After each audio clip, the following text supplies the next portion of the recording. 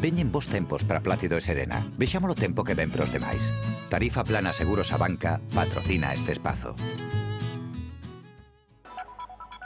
Hasta 4 avisos amarillos estaban hoy activados en nuestra comunidad Valdeorras, sur de Ourense, en Miño, a su paso por la capital sur de la provincia de Lugo y zona del Miño en Pontevedra. En este mapa de Meteo Galicia podemos ver los valores máximos alcanzados en el día de hoy. Se lleva el récord la considerada Sartén de Galicia, Leiro, con 39,3 grados, y Alzaga, dos localidades de la misma provincia, Vila Martín de Valdeorras, con unos nada desdeñables 39,2, y Berín, con 37,4 grados.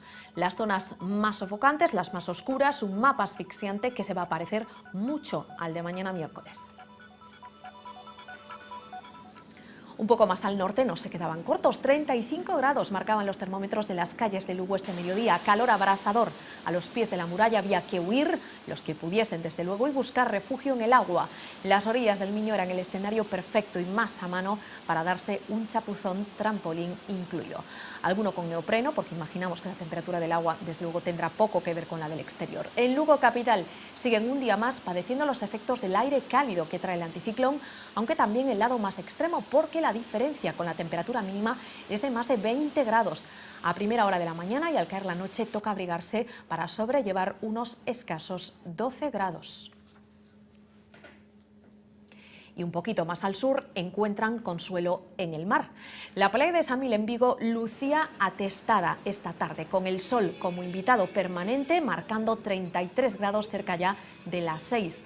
Casi más gente dentro del agua que fuera, y la que no se está bañando tomándose un refresco en la terraza. En la ciudad olívica los valores han sido más suaves que en el interior, pero igualmente veraniegos. Porque mañana sigue el calor aderezado con tormentas. El aire cálido en superficie continúa marcando la situación meteorológica en nuestra comunidad, pero también la entrada de aire frío en capas medias y altas de la atmósfera, las culpables de aportar mucha inestabilidad. El cielo amanecerá parcialmente cubierto y los chubascos tormentosos harán acto de aparición a partir del mediodía. Las temperaturas mínimas suben ligeramente. Ciudades como A Coruña, Ourense, Vigo, Pontevedra no bajarán de los 19 en todo el día. Las máximas no van a experimentar grandes cambios, quizás suban un poquito en la costa, donde habrá una fuerte sensación de bochorno. Por encima de los 30 en todas las grandes ciudades, salvo en A Coruña. El viento soplará flojo de dirección variable, excepto entre Bares y Fisterra, donde será del nordeste con intensidad moderada.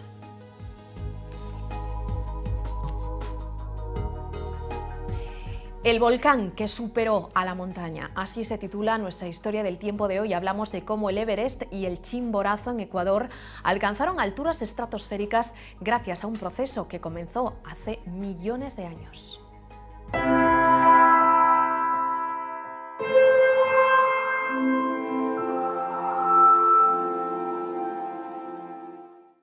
Hace 350 millones de años la Tierra estaba formada por un solo continente llamado Pangea, que se mantuvo estable durante mucho tiempo hasta que se rompió y comenzó la deriva continental.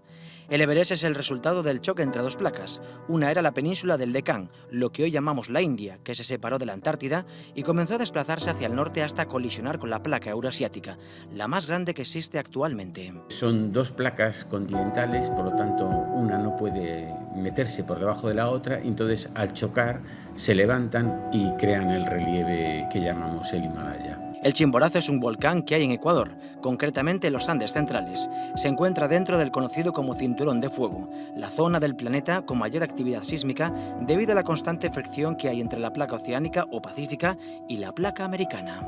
Como consecuencia de esta subducción, la placa que subduce, que se mete por debajo de la otra, se funde, y eso da lugar a la aparición de toda la cadena de volcanes que hay en todo lo que sería la costa oeste de Sudamérica. Si tomamos como referencia el nivel del mar, el Everest se alza 8.848 metros, mientras que el Chimborazo lo hace 6.268 metros. En este caso, la montaña del Himalaya está más cerca del espacio exterior, una gran altura que es consecuencia de la colisión que comenzó hace millones de años y que aún se mantiene activa. A medida que se eleva cualquier cosa por encima de la superficie de la Tierra, se producen grandes desprendimientos y se pierde esa altura, pero como sigue el choque entre las dos placas, sigue elevándose y predomina predomina el elevamiento sobre el descenso de la altura por derrumbamientos. Sin embargo, si tomamos como referencia el centro de la Tierra, las alturas cambian. El centro de la Tierra es el punto más interno dentro de la Tierra. Si nosotros partiésemos la Tierra con un cuchillo, es el punto más interior, donde estarían en una manzana las pepitas. Sobre el centro del planeta, el Everest eleva 6.382 metros y el Chimborazo 6.384. El volcán supera en 2 kilómetros a la montaña. ¿Cómo es posible? La respuesta está en la verdadera geometría de la Tierra. En realidad no es una esfera perfecta, sino un geoide. Por efecto de la rotación, está estirada en el ecuador y achatada en los polos. El Chimborazo está justo en el Ecuador y el Ecuador es, digamos, la zona de la Tierra más ancha, ¿no? Por eso, si nosotros medimos desde cualquier punto de la superficie del Ecuador, no digo del Chimborazo, cualquier punto de la superficie hasta el centro de la Tierra, hay más distancia que si medimos, por ejemplo, desde el Polo Norte hasta el centro de la Tierra. Hay más distancia en el caso del Ecuador porque está achatada, ¿no?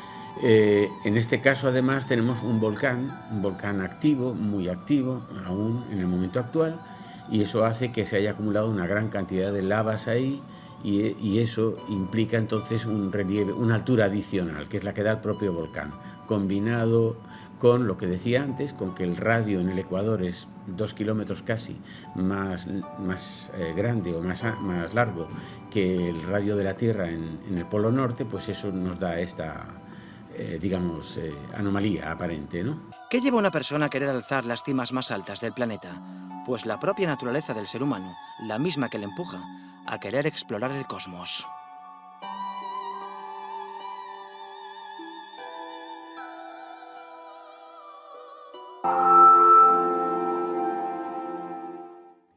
Nos vamos ahora al sexto continente porque en la Antártida han saltado las alarmas. El aviso tiene color azul, el de los lagos que se han formado en la superficie de sus glaciares. Estos inmensos bloques de hielo se han convertido en el mejor termómetro de nuestro planeta porque aquí era raro que se sobrepasasen los 0 grados, pasaba apenas algunos días contados en verano. Los científicos han visto que se repite demasiado a menudo y les ponemos un ejemplo. En el verano de 2012-2013 se superó ese valor, el de los 0 grados, durante 37 días. Ahora cientos de imágenes de satélite no hacen más que confirmarnos los peores presagios. La Antártida se derrite. En los últimos años se han formado miles de lagos en la superficie de los glaciares, agua que además podría poner en peligro la estabilidad de todo el glaciar.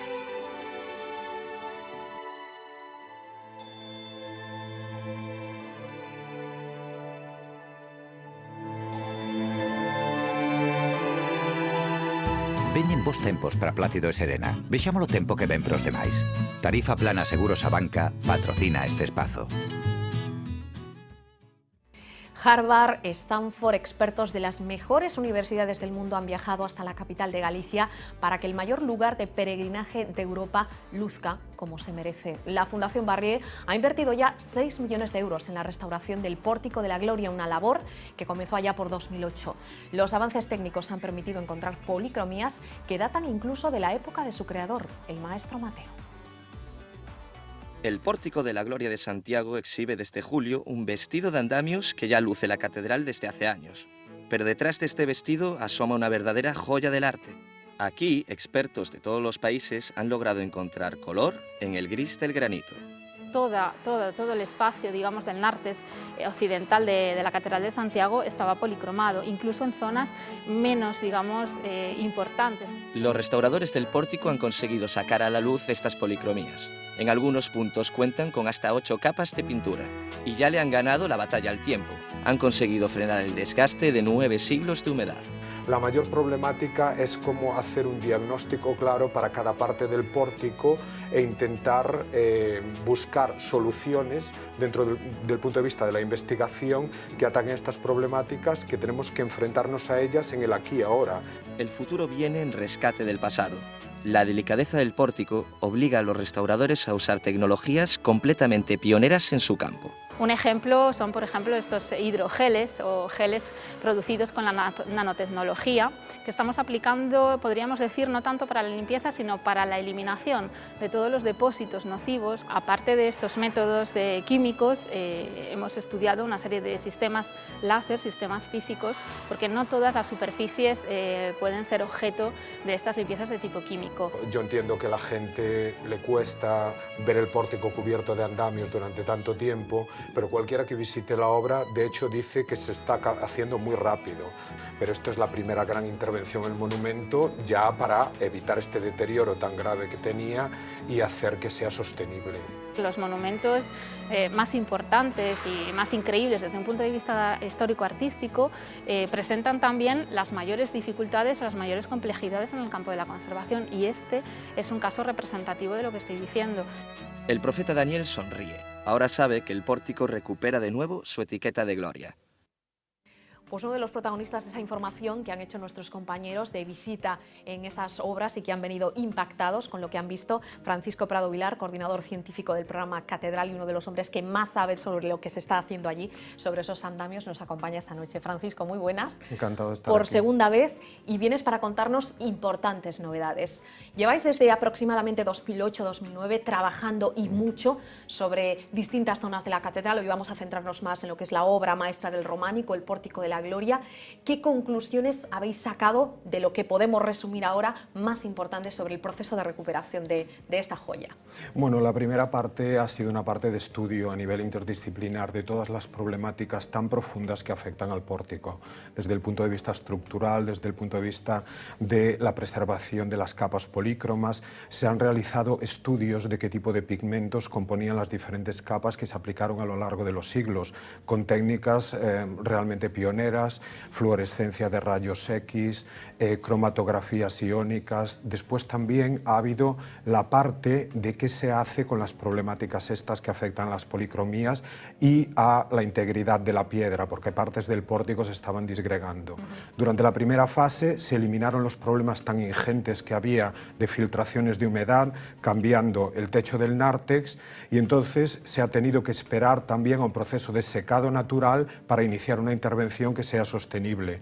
Y ahora tenemos el problema también que, claro, lógicamente cuando policromías y estratos de policromía y un monumento que está acostumbrado a estar como una esponja lleno de humedad se seca, se crean también problemas de consolidación. Entonces las capas polícromas tienen problemas de desprendimiento, de disgregación, que también con técnicas pioneras de las que podemos hablar si hay tiempo, pues estamos procediendo a la limpieza y a paliar esos problemas para que se conserven. Sí, decías o mencionabas hace un momento eso, algunos de los nombres de esas técnicas que suenan a ciencia ficción, y una de las que veíamos en esas imágenes de ese reportaje, sistemas gelificados con nanopartículas. Sí. Esto es algo de lo que estamos muy orgullosos porque de hecho hemos visto a Marta Gómez Ubierna, la jefa del equipo de restauración, que la trajimos otra vez a España. Ella es española, pero estaba trabajando en uno de los institutos pioneros del mundo en la restauración, que es el Opificio delle Pietre Dure de Florencia, y conseguimos rescatarla precisamente para venir a España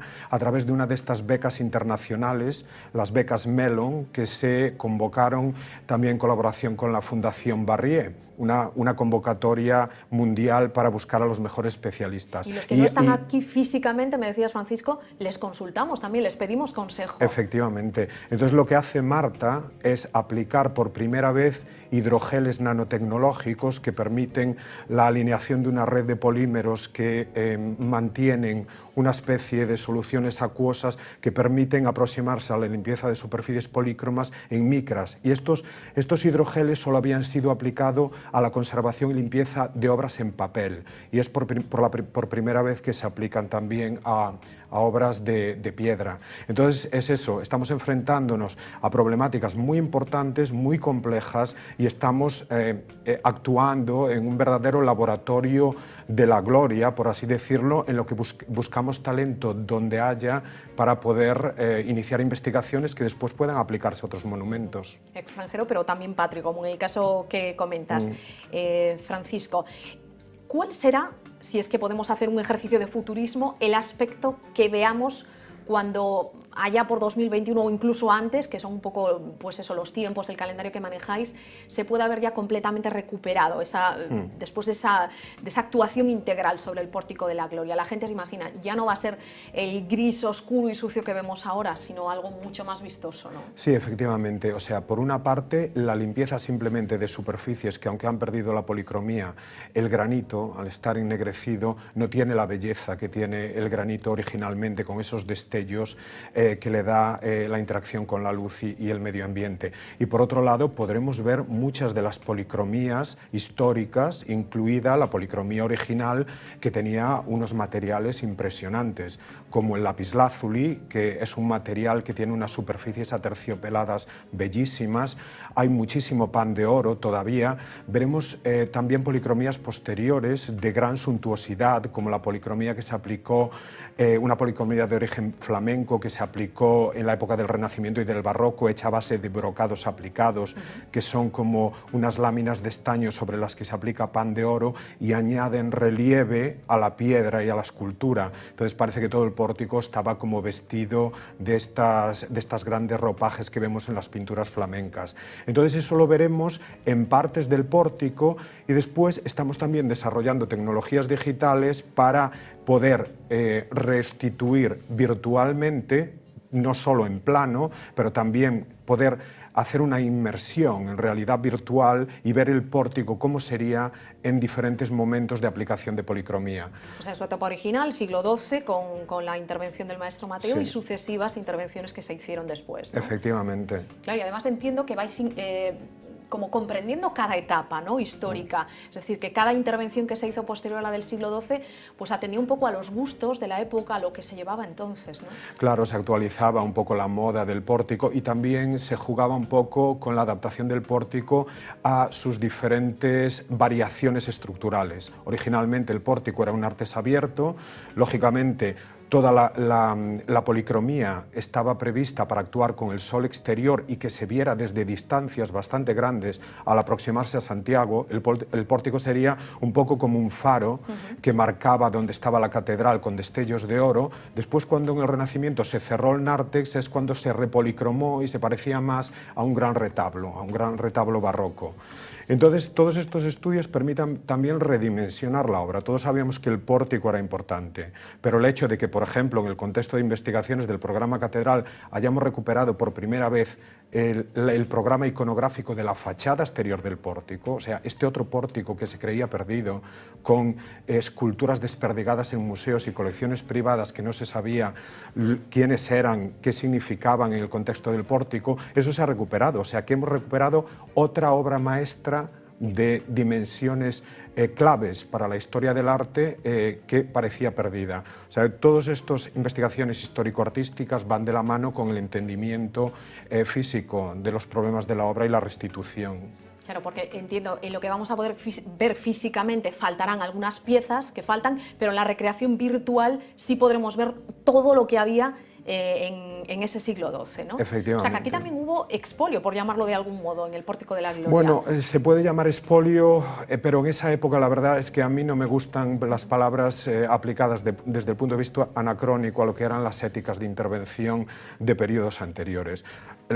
Una catedral se concebía como un monumento vivo que tenía unas dimensiones que había que actualizar. Entonces, en la época del Barroco se procedió a lo que para nosotros es la destrucción de grandes obras maestras, como el coro pétreo del maestro Mateo, que también hemos estudiado en el contexto del programa Catedral. Está pintado con policromías que corresponden con la primera policromía del pórtico. Hemos visto cómo se concibió en conjunto con el pórtico y, o sea, esta destrucción del coro del maestro Mateo también va conjunta con la destrucción de la fachada exterior del pórtico para cambiar la obra y hacer esta gran fachada barroca monumental. Pero bueno, y a partir de ahí, al sacar estas esculturas, lógicamente estas esculturas no las destruían, las reutilizaban, lo cual se agradece porque así podemos recuperarlas. Y así acabaron esculturas claves de la historia del arte, como los testigos del Apocalipsis, Enoc y Elías, que recibían a los visitantes a la entrada del arco exterior del pórtico, que hoy está en el Museo de Pontevedra, o la primera gran escultura de Santiago Caballero, que está en una colección privada de cerca de Santiago, o las de la colección Franco también. Me imagino que alguna incluso en el exterior de nuestro país, no sé si habéis localizado alguna en el extranjero, alguna pieza. Había de hecho en el Museo Metropolitano de Nueva York una escultura que se había asociado al taller del maestro Mateo, pero se puede determinar de que no pertenece al pórtico. Se descartó que tuviese relación con el pórtico. Pero no descarto que aparezcan algunas piezas más, no en el extranjero, pero en Santiago. Sabemos que hay una cabeza de un estilo del pórtico, una casa de Santiago, que apareció durante las obras dentro de la casa para cambiar algunos muros, y pueden aparecer más cosas. Ahora se va a proceder también al cambio de la estructura exterior de la plataforma frente al pórtico, y ahí fue donde en los años 50 se encontraron reutilizadas parte de las grandes piezas que, gracias al mecenazgo de la Fundación Barrié, se recuperaron para reconstruir el coro del maestro Mateo, y habían sido utilizadas, dadas la vuelta a la escultura, como plataformas de pavimentación. Entonces, ahora estas obras que se están haciendo en la catedral, yo creo que se pueden descubrir muchas obras maestras todavía. Todavía queda mucho por encontrar. Sí. Francisco, ¿y tenéis miedo de alguna manera a que surjan críticas? Lo digo porque tras la limpieza de la fachada, por ejemplo, pues hubo quien dijo, pues oye, yo prefería el aspecto más rústico que tenía antes, pero claro, nos estamos encontrando, dices, con un factor romántico, claro, frente a dejar morir un monumento de esta importancia, ¿no? Efectivamente, o sea, ya desde la Edad Media había el romanticismo de las ruinas, ¿no? Cuando algunos escritores medievales en el siglo XII visitaban Roma, como Máster Gregorius, decían lo bello que era ver caerse las ruinas todas cubiertas de vegetación. Ese romanticismo se exacerbó en el siglo XIX, y yo entiendo que sean románticas las ruinas, pero el romanticismo de las ruinas tiene algo de egoísmo, porque estás viendo un monumento morir. O sea, mientras una ruina tú en el aquí y ahora la estás disfrutando en ese estado, a lo mejor no la disfrutarán 3 generaciones más tarde. Entonces lo que tenemos que hacer es realmente no alegrarnos o recrearnos en las ruinas, pero potenciar el arte de la resurrección, que es el arte de la resurrección de una obra de arte, eliminando aquello que la está matando e intentando entenderla y redimensionarla a todos los niveles que puede ofrecer. Quedan aún 4 o 5 añitos de trabajo por delante, en los que imagino necesitaréis más fondos, porque es una obra ingente que vale muchísimo dinero, ¿no? Sí, absolutamente. O sea, gracias, bueno, la Fundación Barrié ha hecho cosas increíbles por la recuperación de las grandes obras del maestro Mateo, empezando por el coro y ahora con esta inversión tan ingente del Pórtico de la Gloria, y con su iniciativa de buscar partners internacionales, como los que encontramos en la Fundación Mellon de Estados Unidos. Después, la Fundación Catedral también está realizando muchos esfuerzos para conseguir fondos. Yo creo que hay un modo de donar para las obras de la catedral a través de la web del programa Catedral. Entonces yo animo a todo el mundo a que hagan una inversión en una obra que nos pertenece a todos y que le da a Galicia una relevancia realmente internacional. Y no solo por el goce estético, porque es una fuente de riqueza también el pórtico. No olvidemos que bueno, este año de hecho se están batiendo récords de afluencia de peregrinos, más de 1000 cada día a Santiago. Sí, sí, o sea, de hecho Galicia es central, estamos en el confín de Occidente, pero estamos en el centro del universo, como me gusta decir a mí, un poco exagerando, pero es cierto, porque somos el final de un camino vivo, y esto es producto también de la catedral, lógicamente, y también redimensiona el valor cultural de Galicia. Hace poco tuvimos un simposio internacional en Santiago, donde invitamos a los mayores directores de los centros de restauración de Estados Unidos, que están acostumbrados a ver obras de gran categoría y se quedaron absolutamente estupefactos ante la magnitud, la belleza de la obra, la importancia y la excelencia de cómo se está llevando el proyecto de restauración. Un proyecto muy complejo, pero en el que no se han escatimado esfuerzos y fondos para atraer a los mejores profesionales y hacerlo con el mayor cuidado posible y respeto por el monumento. Francisco Prado Vilar, coordinador científico del programa Catedral, me quedo con una frase dicha por ti, de algún modo también pronunciada esta noche: se ha obrado la magia de la resurrección, también aquí, y ojalá que se sigan desvelando más misterios y que aquí los contemos. Muchas gracias por haber venido. Gracias a vosotros. Nosotros hoy nos vamos a despedir sobre 2 ruedas, porque en estos días en los que la Vuelta pasa por Galicia, pues hemos pensado qué mejor que viajar en el tiempo y visitar una exposición que nos lleva 100 años atrás. Se trata de piezas clásicas cedidas por Antonio Pino y también por Luis Molist, un ciclista convencido que a sus 94 años continúa manteniendo su pequeño museo de bicicletas en Playa América. Ahora la muestra conjunta se puede visitar en el Auditorio Municipal de Nigrán hasta el 1 de septiembre. Súbanse a la bici, hagan un recorrido por la evolución de estas piezas en las que encontraremos desde faros que funcionaban con una vela a otros que llevaban petróleo, bicicletas diseñadas por particulares y modelos que estarán siempre en la memoria de todos, incluso bicis de película, como una de 1926 que se utilizó en Los gozos y las sombras.